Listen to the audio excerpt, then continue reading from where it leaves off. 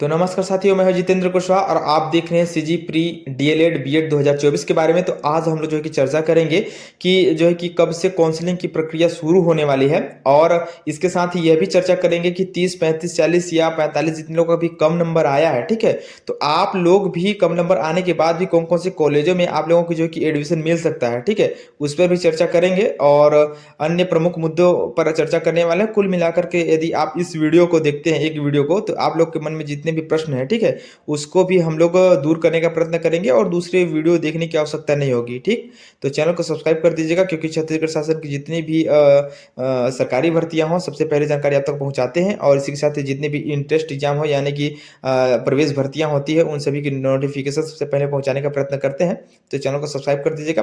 तो चलिए आज हम लोग बात करेंगे कि जो है कि काउंसलिंग की प्रक्रिया के बारे में। तो सबसे पहले हम लोग बात कर लेते हैं कि कम नंबर वालों को भी किस प्रकार से जो है कि उन लोगों को एडमिशन देखने को मिलेगा, ठीक है। तो चलिए इसके लिए हम लोग सबसे पहले ये देखते हैं कि प्री डीएलएड परीक्षा में सम्मिलित होने की अर्हताएं आप सभी को पता है कि वो भारत का नागरिक होना चाहिए, ये तो आप सभी को पता होना चाहिए। और जो है कि हायर सेकेंडरी जो है कि 12वीं में आप लोगों को कम से कम 50 अंक उत्तीर्ण होना चाहिए। ये सभी को आप सभी को जानकारी प्राप्त कर लेनी है, क्योंकि काउंसलिंग से पहले आप लोगों को इन सभी प्रमुख बातों पर ध्यान देना है। और इसी के साथ ही मैं बता दूं कि अनुसूचित जाति, अनुसूचित जनजाति और अन्य पिछड़ा वर्ग के लिए जो कि 5% की छूट होगी, मतलब कि आप 45% भी आप लोग पाए हैं तो आप लोग इसके लिए एलिजिबल होंगे, ठीक है। अब बात करेंगे कि डीएड पाठ्यक्रम यानी कि डीएड पाठ्यक्रम में सीटों का आरक्षण कैसे रहता है। तो डीएड पाठ्यक्रम में उपलब्ध सीटों में जो है कि वर्टिकल और क्षैतिज दो प्रकार के आरक्षण होता है, ठीक है। और वर्टिकल आरक्षण की श्रेणियां होगी तथा क्षैतिज आरक्षण के लिए संवर्ग श्रेणी होंगी, ठीक है। अब हम लोग बात करेंगे, हम लोग जो है कि आप लोगों को पता है कि जो इसका थंबनेल है कि कम नंबर वालों को भी किस प्रकार से जो है कि किन किन कॉलेजों में देखने को मिलेगी, तो इन्हीं के आधार पर मैं आप लोग को बताऊंगा, ठीक है। तो देखिए किस प्रकार से, तो देख सकते हैं कि वर्टिकल आरक्षण, ठीक है, अथवा श्रेणी वर्टिकल आरक्षण में जिलेवार आरक्षण लागू होगा, ठीक है। आप ये देखिए कि जिलेवार आरक्षण लागू होगा, अर्थात अनुसूचित जाति एवं अन्य पिछड़ा वर्ग, ठीक है, क्रीमी लेयर को छोड़ करके जो है कि आरक्षण का प्रतिशत जिलेवार सूची होगा, ठीक है।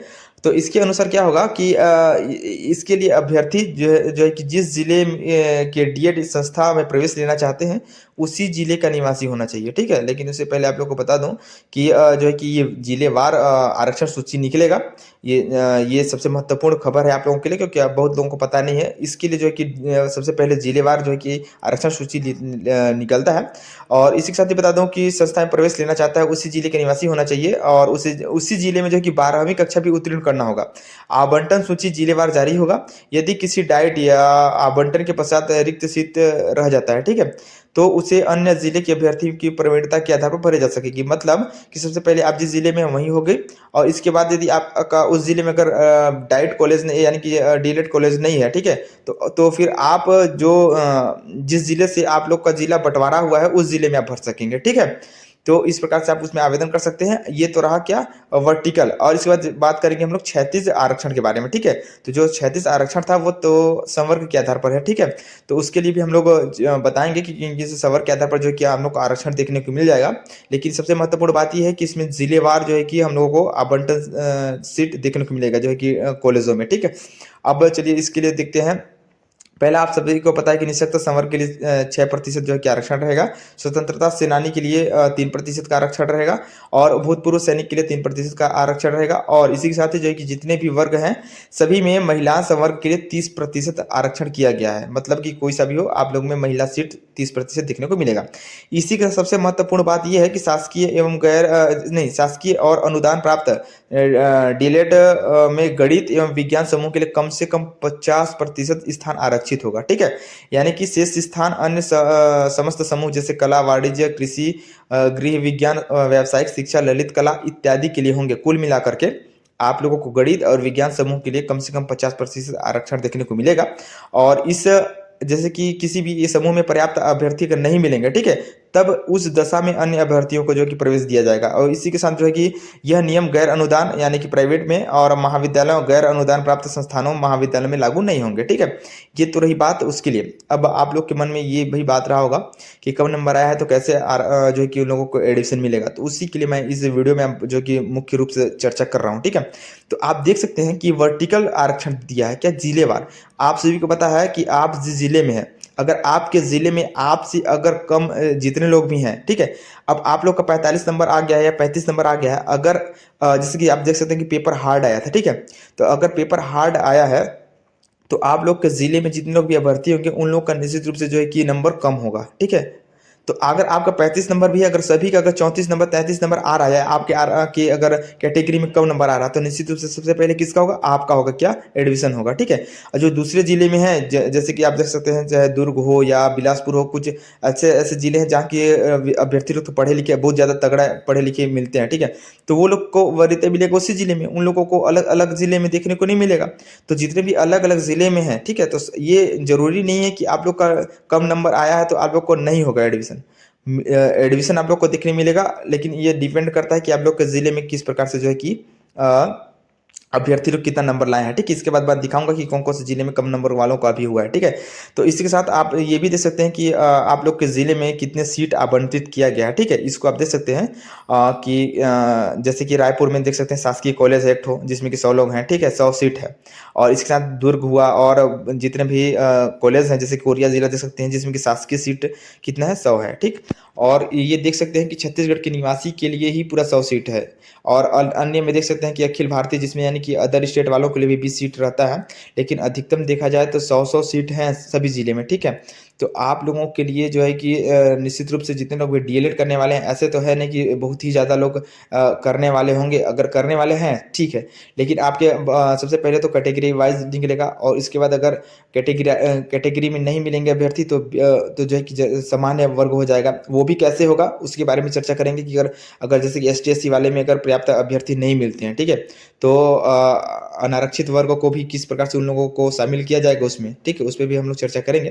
लेकिन सबसे पहले ये देख सकते हैं कि ये जो लिस्ट दिख रहा होगा आप लोग के सामने, जैसे कि शासकीय कॉलेज में कितना सीट है, 100 कॉलेज है, निजी कॉलेज में 40-50, देखिए जिसमें अगर 100 सीट है उसमें मुख्य रूप से देखा जाए तो शासकीय कॉलेजों में जो है कि छत्तीसगढ़ के निवासियों को मिल रहा है। लेकिन अगर कुछ कुछ जैसे कि प्राइवेट कॉलेज हैं और जिसमें कि 50 सीट मिला है, ठीक है, तो 50 सीट में 40 सीट क्या है, छत्तीसगढ़ के निवासी, यानी कि उसी जिले वाले को प्राथमिकता मिलेगा, और 10 अन्य जिला या बोल सकते हैं अदर स्टेट वालों को भी देखने को मिलेगा, ठीक है।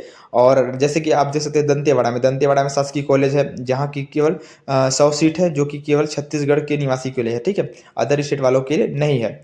और इसी प्रकार से आप देख सकते हैं, और इसी के साथ जैसे कि सुकमा जिला हुआ, ठीक है, सुकमा जिला में क्या शासकीय कॉलेज नहीं है, ठीक है, वहाँ कौन से कॉलेज है, वहाँ निजी कॉलेज है, प्राइवेट कॉलेज है, वहाँ केवल 50 सीट है। इसमें देख सकते हैं कि 40 सीट किसके लिए, छत्तीसगढ़ के लिए, और 10 सीट अदर स्टेट के लिए भी, ठीक है, यानी कि पूरे भारत देश में जितने भी स्टेट हैं वो लोग भी यहाँ आकर के जो है कि 10 सीट उन लोगों, जैसे कि किसी किसी जिले में अदर स्टेट वाले भी रहते हैं, किसी राज्य में अदर स्टेट वाले रहते हैं, ठीक है, तो वो भी तो भारत के निवासी हैं, तो उन लोगों के लिए भी कुछ सीट आरक्षित होना चाहिए। तो वही 10-10 अगर 100 हैं तो 20 सीट आरक्षित रहेगा, और अगर 50 है तो 10 सीट उन लोगों के लिए आरक्षित रहता है, ठीक है। अगर नहीं है तो फिर उसमें सामान्य वर्गों को जो है कि दाखिला ले सकते हैं वो लोग। इस पर भी चर्चा करेंगे। और इसी के साथ ही आप देख सकते हैं कि किस प्रकार से जिलेवार आरक्षण प्रतिशत दिया गया है, ठीक है, आप लोग देख सकते हैं, जैसे कि सरगुजा हुआ, तो सरगुजा में आप देख सकते हैं कि अनुसूचित जनजातियों की संख्या बहुत ज़्यादा है, इसलिए वहाँ की जो अनुसूचित जनजाति की सीट देख सकते हैं 55 है, यानी कि कुल टोटल सीट 100 है, जिसमें कि 55 सीट किसके लिए, अनुसूचित जनजाति के लिए, ठीक है। और अनुसूचित जाति थोड़ा सा कम है, इसलिए उसके लिए 6 सीट है। और सामान्य वर्गों को देखा जाए तो 25 सीट है, और OBC के लिए देखा जाए तो 14 सीट है। इसी प्रकार कोरिया जिला के लिए देख सकते हैं कि 100 सीट तो है वहाँ, लेकिन 25 सीट सामान्य वर्ग के लिए, और अनुसूचित जाति के लिए 6 सीट, और अनुसूचित जनजाति के लिए 55 सीट है, और OBC के लिए 14 सीट है। इस प्रकार से आप देख सकते हैं जितने भी जिले हैं, ठीक है, उन लोगों में किस प्रकार से जो है कि आरक्षण दिया गया है, किस प्रकार से सीट है, ये देख सकते हैं। कुल मिलाकर के ये देखा गया, निष्कर्ष निकाल सकते हैं आप लोग कि जहाँ जहाँ जिसकी जनसंख्या ज़्यादा है वहाँ उन लोगों को आरक्षण ज़्यादा मिला है। जैसे कि आप इसमें भी आप लोग देख सकते हैं, ठीक है, आप लोग की लिस्ट में दिखाई दे रहा होगा कि जो अनुसूचित जनजाति है, किसी किसी में 55 है, किसी में 24 है, किसी में 49 है, किसी में 26 है, किसी में 13 है, किसी में 19 है, ठीक है। इसी प्रकार से देख सकते हैं अनुसूचित जाति में 19 है, किसी में 12 है, किसी में 11 है, किसी में 13 है, इस प्रकार से। तो ये जो वेरिएबल यानी कि उतार चढ़ाव दिख रहा है, ठीक है, ये वहाँ की जनसंख्या के आधार पर, उस जाति की जनसंख्या के आधार पर है कि इस वर्ग में कितने लोग हैं, ठीक है, उसी के आधार पर दिया गया है। जैसे कि देख सकते हैं कि यहाँ पर रायपुर में देख सकते हैं, रायपुर में हुआ या कहीं और मैं आप लोग को चलिए दिखा देता हूँ कौन से में, दुर्ग में देख सकते हैं जहाँ की केवल 60 सीट है, जिसमें 13 सीट सामान्य वर्ग को दिया गया, ठीक है। जबकि आरक्षित वर्ग को देखा जाए तो 13 और ओबीसी को 14 दिया गया है। यहाँ पर से इसका मतलब ये है कि जो अनुसूचित जनजाति है या अनुसूचित जाति है उनकी संख्या थोड़ा कम है, ठीक है, इसलिए वहाँ सामान्य वर्ग ज़्यादा है, इसलिए उन लोगों को ज़्यादा दिया गया है। अब इसी के साथ हम लोग देख सकेंगे कि आरक्षित या अनारक्षित वर्ग को कैसे एडमिशन मिल सकेगा, ठीक है। तो अगर इसके लिए थोड़ा सा हम लोग को थोड़ा विस्तृत में देखना पड़ेगा। मैंने बताया था कि एक वीडियो को देखने के बाद आपको दूसरा वीडियो देखने की आवश्यकता नहीं होगी, ठीक है। यानी कि इसमें हम लोग थोड़ा सा डिटेल में चर्चा करेंगे, थोड़ा सा वीडियो भले लंबा होगा, लेकिन इसके बाद आप लोग को जो है कि दूसरा वीडियो देखने को मिलेगा। देख सकते हैं कि ऑनलाइन आवंटन के पश्चात निर्धारित समय अवधि में, ठीक है, अभ्यर्थी या तो आवंटित संस्था में जाकर प्रवेश ले, आवंटन निर्धारित कालावधि में समाप्त होने के बाद निरस्त कराकर नया विकल्प उसी केंद्र में भरा जा सकता है। मतलब कि यदि आपने एक बार ऑनलाइन कर लिया है, ठीक है, आपका नाम आ गया, अगर आपने एडमिशन नहीं करा है तो आपका नाम स्वतः ही कट जाएगा, या तो आप एडमिशन लीजिए या तो फिर नहीं तो ऑटोमेटिक कट जाएगा। इसी के साथ ही ये है कि संस्था विद्यालय द्वारा अभ्यर्थी के मूल दस्तावेज जांच कर प्रवेश दिया जाएगा।